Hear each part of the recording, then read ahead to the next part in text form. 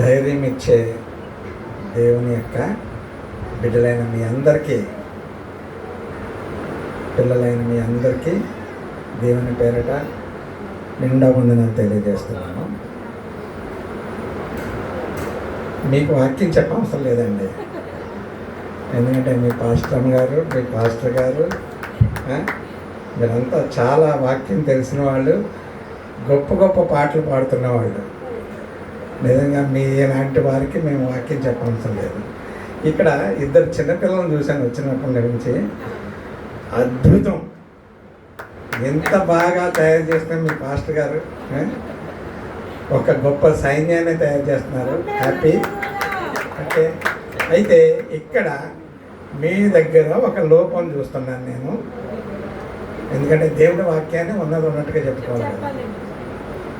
స్త్రీలు ఎక్కువగా ఉన్నారు, అంటే తల్లులు ఎక్కువగా ఉన్నారు, తండ్రులు లేరు.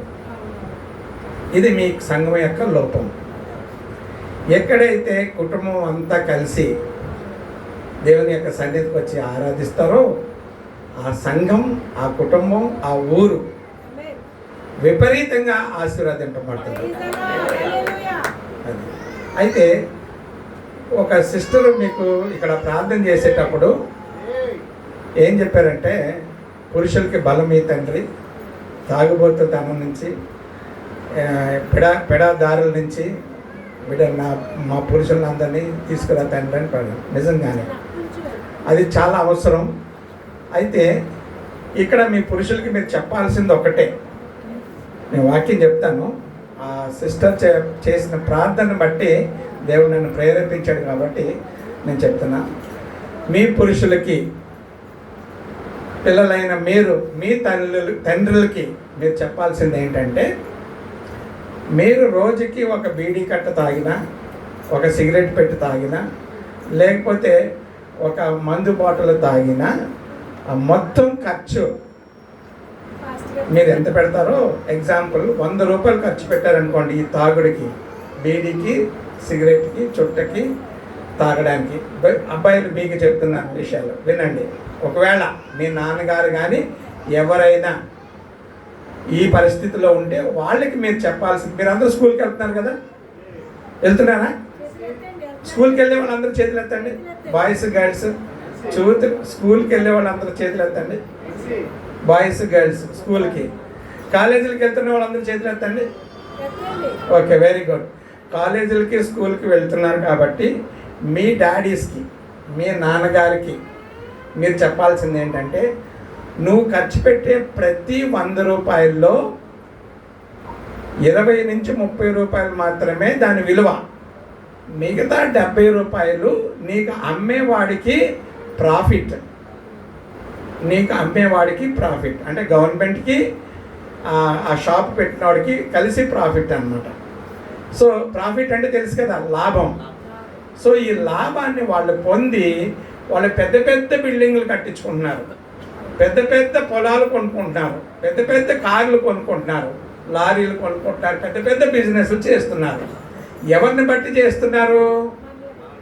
మన డబ్బు, మన కష్టార్జితాన్ని తీసుకెళ్ళి చేస్తున్నారు. కాబట్టి మీ తండ్రికి చెప్పాల్సిన విషయం ఏంటంటే, నువ్వు ఖర్చు పెట్టే దాంట్లోంచి 70 రూపాయలు వాళ్ళు బెనిఫిట్ పొందుతున్నారు, వాళ్ళు లాభం పొందుతున్నారు, వాళ్ళు గొప్పవాళ్ళు అవుతున్నారు, వాళ్ళు ధనవంతులు అవుతున్నారు, మనం పేదవాళ్ళుగా ఉండిపోతున్నాం.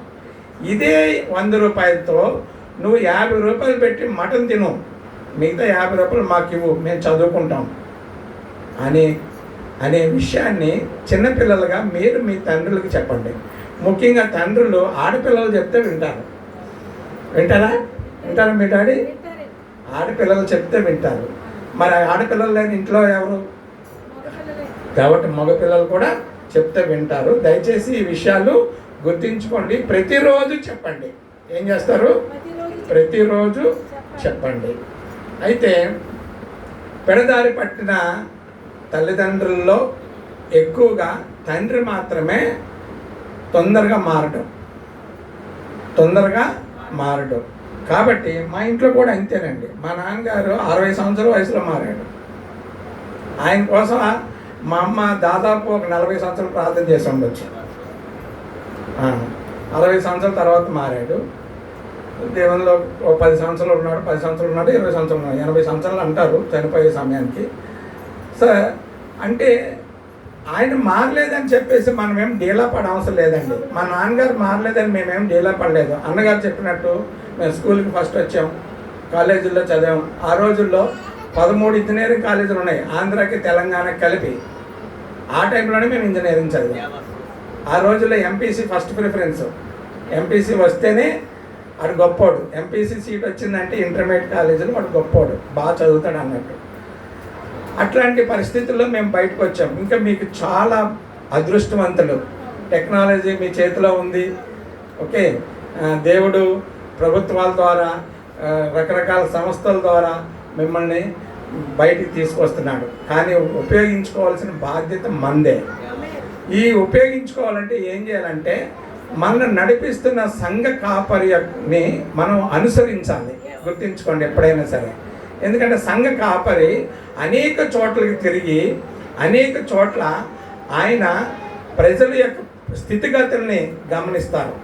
గమనించి వచ్చి ఏం చేస్తారంటే తన యొక్క దైవ జ్ఞానాన్ని బట్టి ఇలా బ్రతికితే బాగుంటుంది అని అన్నారు అని మీ సేవకులు మీకు చెప్తారు. చెప్పినప్పుడు మీరు ఉపయోగించుకోవాల్సిన అవసరం ఉంది. ఇక్కడ ఉన్న ఈ పిల్లలందరూ గొప్ప సైన్యంగా తయారవ్వాలని నేను ఆశిస్తున్నాను. దేవుని సైన్యంగా, క్రైస్తవ బిడ్డలుగా. మీరు అనుకోవచ్చు ప్రతి ఊర్లోనూ కులానికి ఒక చర్చ్ ఉండనివ్వండి, మనకేం ప్రాబ్లం లేదు. కులానికి ఒక చర్చ్. మన టార్గెట్ ఏంటి? అందరూ దేవాది దేవుణ్ణి అమ్మ కొంచెం బయటకు తీసుకెళ్ళమ్మా, బాబుని బయటకు తీసుకెళ్ళి ఇచ్చేసి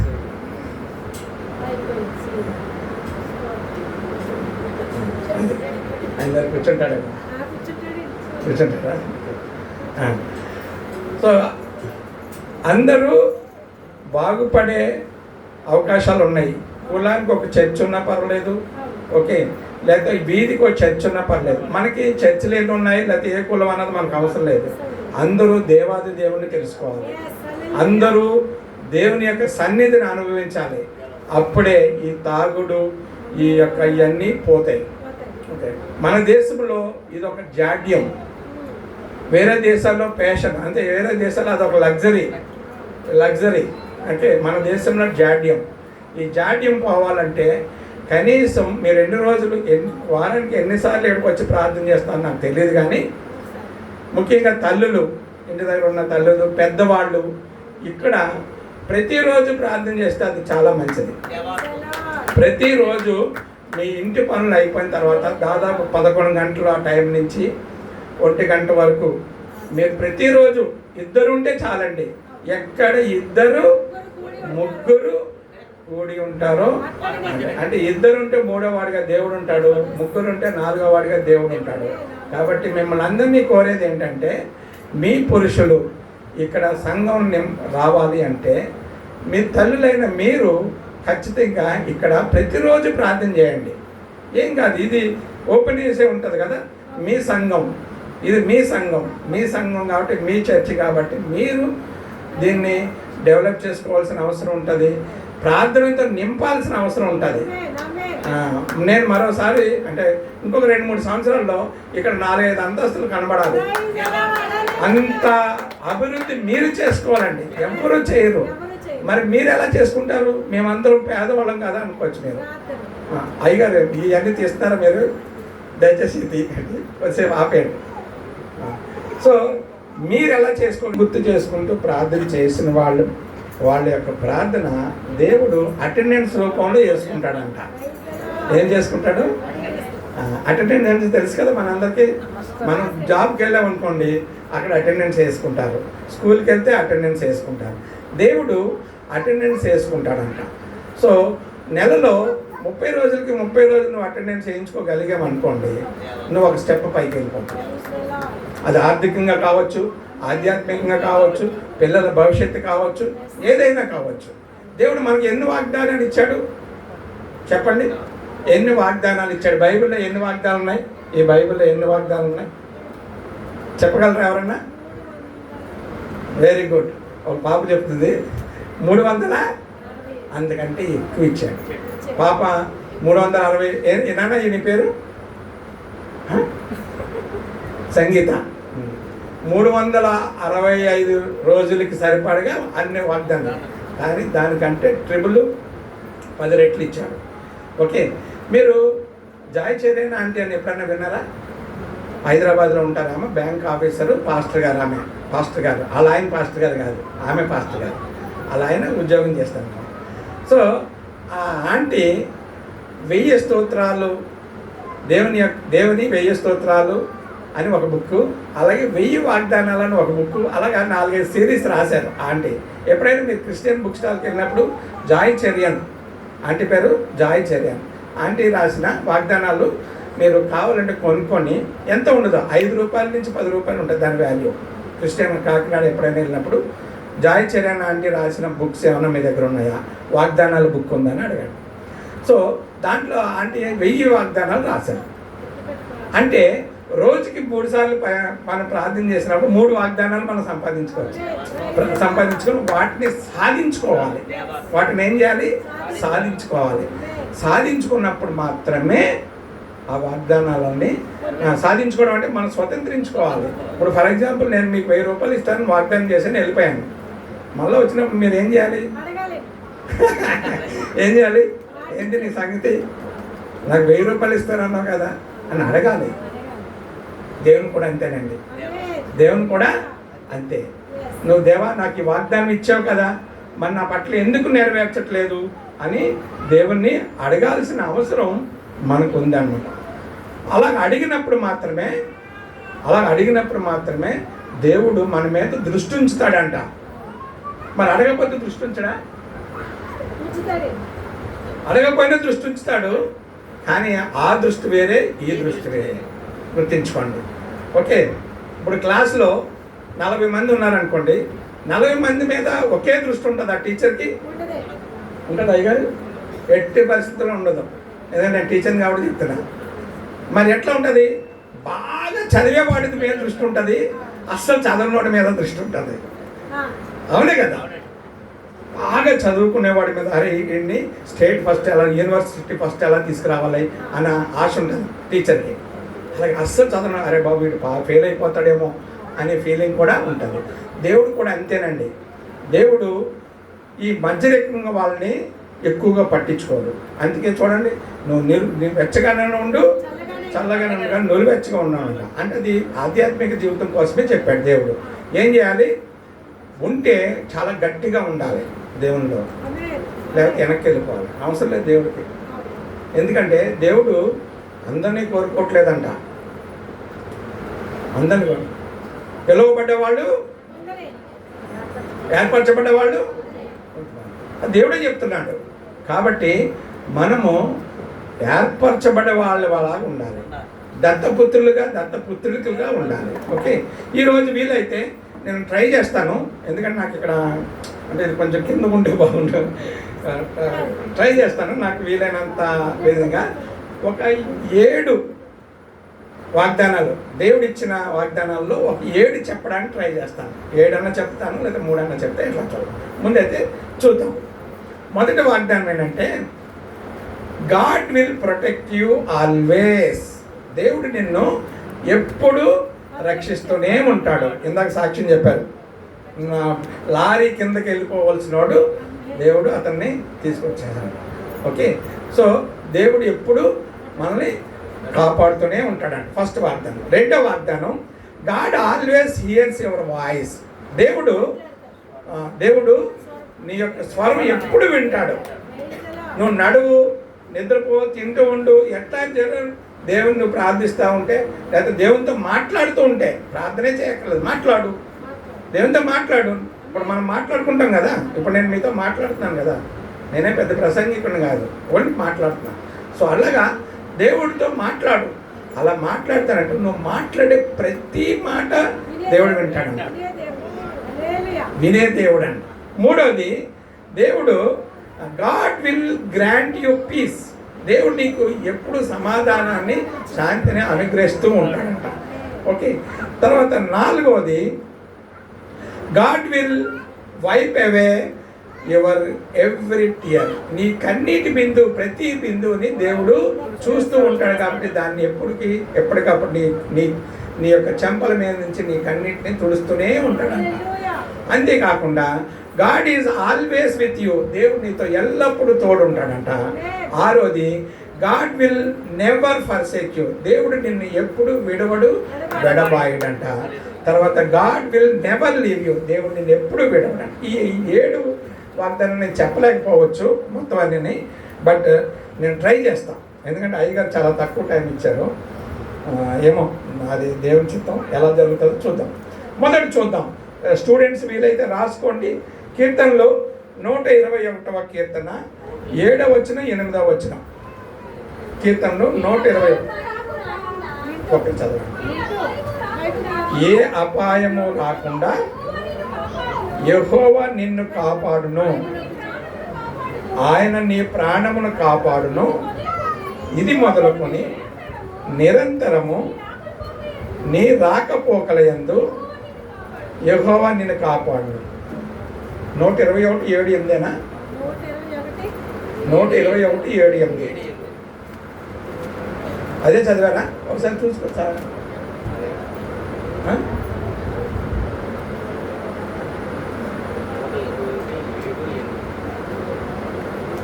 అంతేనా? ఓకే. సో నీ రాకపోకల యందు దేవుడు నిన్ను కాపాడుతాడంట. అంతేకాకుండా ఇంకా రాస్తుంది, అంటే నేను ఈ వచనాలు నేను తర్వాత మీరు చూసుకోండి. నీ పాదమును తొట్టిల్లకుండా కాపాడుతానని దేవుడు అన్నాడు. అంతేకాకుండా నిన్ను కాపాడువాడు కునుకడు నిద్రపోడు అని దేవుడు చెప్తున్నాడు. నీ కుడి పక్కన 1000 మంది పడినను, నీ ఎడమ పక్కన 10,000 మంది కూడినను ఏ అపాయం రాదని. అంతా మీకు బాగా తెలుసు. పగలు ఎండ దెబ్బ అయినా, రాత్రి వెన్నెల దెబ్బ అయినా తగలి. వెన్నెల దెబ్బ తగిలితే ఏమవుతుంది అంటే వెన్నెలలో మంచు కురిసే స్వభావం ఉంటుంది కాబట్టి, సో వెన్నెల దెబ్బ కూడా తగలకుండా కాపాడతాడు. ఏ అపాయము మనకి రాకుండా కాపాడు. మరి ఇన్ని వాగ్దానాలు ఇప్పుడు బిడ్డ చదివింది, నాన్న ఏం చదవది? ఏ అపాయము రాకుండా యెహోవా నిన్ను కాపాడును, ఆయన నీ ప్రాణమును కాపాడును. చాలమ్మా, ఆయన నీ ప్రాణమును కాపాడును. నీకెందుకు బాధ? మరి దేవుడు ఇలా చేయాలంటే నువ్వు ఒక ఇంటికి వెళ్ళి చిన్న వస్తువు జేబులో పెట్టుకొని చీకట్లో నడుచుకుంటూ వచ్చేస్తున్నావు. నడుచుకుంటూ వచ్చినప్పుడు నువ్వు ప్రార్థన చేస్తున్నావు. ఏమని ప్రార్థన చేస్తున్నావు? దేవా, నేను చీకట్లో పోతున్నాను, నన్ను ఏ పురుగు పుట్ర నన్ను టచ్ చేయకుండా, నన్ను అంటుకోకుండా కాపాడని ప్రార్థన చేసుకుంటూ వస్తున్నావు. కానీ టచ్ చేసింది. ఇప్పుడు దేవుని తప్ప నీ తప్ప? ఏం చేశారు మీరు? ఒక ఇంటికి వెళ్ళి ఏదో ఒక వస్తువు పట్టుకొని జేబులో పెట్టుకొని వచ్చేసాను. దారిలో ప్రార్థన చేసుకుంటాం. మరి దేవుడు ఎందుకు అపాయం నుంచి కాపాడలేదు అంటే, దేవుడు మన ప్రార్థన యొక్క వాల్యూని కూడా చూస్తాడంట. మజ్జిగ వాల్యూ, పాలు వాల్యూ ఒకటేనా? అంటే రేటు కాదు కదా. మజ్జిగ రేటు మజ్జిగ ఉంటుంది, పాలు అంటే మీరంతా వ్యవసాయం కాబట్టి అడుగుతాను. అలాగే కూరగాయల విలువ, మటన్ విలువ ఒకటి కాదు. అలాగే మన ప్రార్థన యొక్క విలువ కూడా ఉంటుందంట. మన ప్రార్థనకు కూడా విలువ ఉంటుంది, ఒక రేటు ఉంటుంది మన ప్రార్థనకి. రైతులు పాల కేంద్రం తీసుకెళ్తే అందులో ఎంత వెన్న ఉన్నదని ఒక మీటర్ పెట్టి చూస్తాడా చూడ్డా? చూసి అప్పుడు ఆ పాలు యొక్క వాల్యూని కట్టి డబ్బులు ఇంత అమౌంట్ అని చెప్తాడు. అట్లాగే మన యొక్క ప్రార్థన యొక్క వాల్యూ కూడా ఉంటుందంట. అలాగా ఉన్నప్పుడు మాత్రమే దేవుడు నిన్ను ఎప్పుడు కూడా ప్రొటెక్ట్ చేస్తాడు.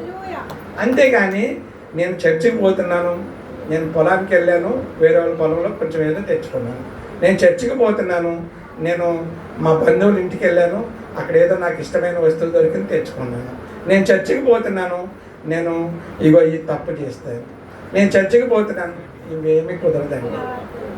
ఇవేమీ కుదరదు. ఉంటే వెచ్చగానే ఉండు, లేదంటే చల్లగానే ఉండు. దేవుల్లో ఉన్నావా? కంప్లీట్గా దేవుని మీద ఆధారపడు. అంతే తప్ప నీ ఇష్ట ప్రకారం, నీ చిత్త ప్రకారం చేసే భక్తికి దేవుడు రెస్పాండ్ కాదు. దేవుడు మనకి జవాబు ఇవ్వడు. ఆయన జవాబుదారి కాదు. ఆయన జవాబుదారి కాదు. అంటే మీరు అనొచ్చు ప్రతి మానవుడు తప్పు చేయకుండా ఉంటాడా అని. అటువంటి విషయాల్లో అంటే మనకు తెలియకుండా తప్పులో పడినప్పుడు కానీ మనకు తెలియకుండా మన ఇన్వాల్వ్మెంట్ లేకుండా మనం తప్పు చేసినప్పుడు కానీ ఇలాంటి ఏదైనా జరిగినప్పుడు దేవునికి తెలుసు. మన హృదయ రహస్యాలు దేవునికి తెలుసు. హృదయ రహస్యాలు దేవునికి తెలుసు కాబట్టి నువ్వు హృదయపూర్వకంగా చేసావా, అసలు నీకు తెలియకుండా జరిగిందా అన్నది నిర్ణయించాల్సింది ఎవరు తెలుసా? దేవుడు. అప్పుడే దేవుడు మనల్ని కాచి కాపాడుతాడు. అంతేకాకుండా దేవుడు మన ప్రార్థనలు ఎప్పుడూ వింటాడు. జాన్ 1వ పత్రిక, యోహాను 1వ పత్రిక 5వ అధ్యాయం 14 వచనం చదవండి. ఆయనను బట్టి మనకు కలిగిన ధైర్యం ఏదనగా ఆయన చిత్తానుసారముగా మనమేది అడిగినను ఆయన మన మనవి ఆలకించున్నదియే. మనమేమి అడిగినను ఆయన మన మనవి ఆలకించునని మనం ఎరిగిన ఎడల మనం ఆయనను వేడుకొనినవి మనకు కలిగినవన్నీ ఎరుగుదుము. మనకు కలుగునని ఎరుగుదాం అంటే మనము ఆయన యొక్క ఇందాక పాడే కదా, నీవే మా ధైర్యం, నీవే మా ఆదరణ, నీవే మా నీవే మా బలము, నీవే మా ధైర్యం. బాగా పాడారు. ఆ పల్లవి ఒకసారి పాడతారా?